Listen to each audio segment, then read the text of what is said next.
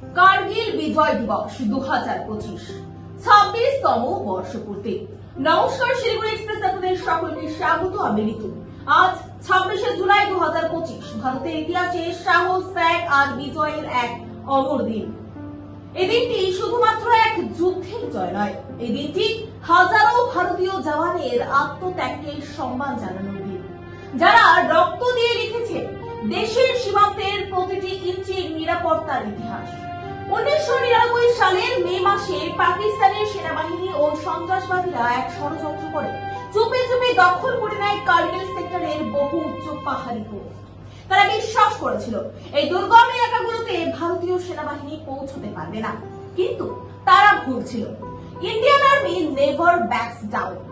ভারতীয় সেনাবাহিনী অপারেশন বিজয় শুরু করে, দিন রাত পরিশ্রম করে। প্রায় 60 দিন ধরে চালানো হয় এই তীব্র লড়াই।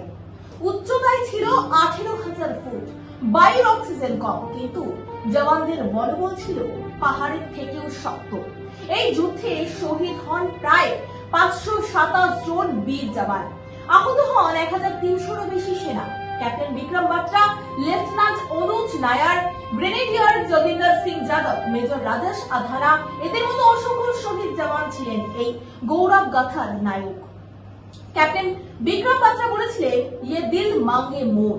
তার সেই চেতনা আজও আমাদের হৃদয়ে বাজে।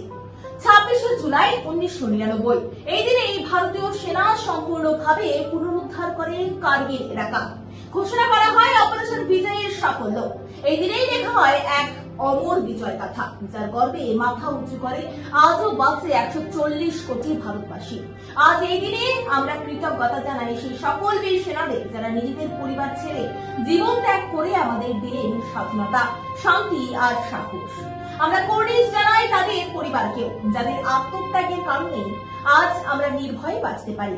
চলো সবাই মিলে আমরা প্রতিজ্ঞা করি, তাদের আত্মত্যাগকে আমরা কখনো ভুলব না। আমরা দেশকে ভালোবাসবো, দেশের জন্য কাজ করব।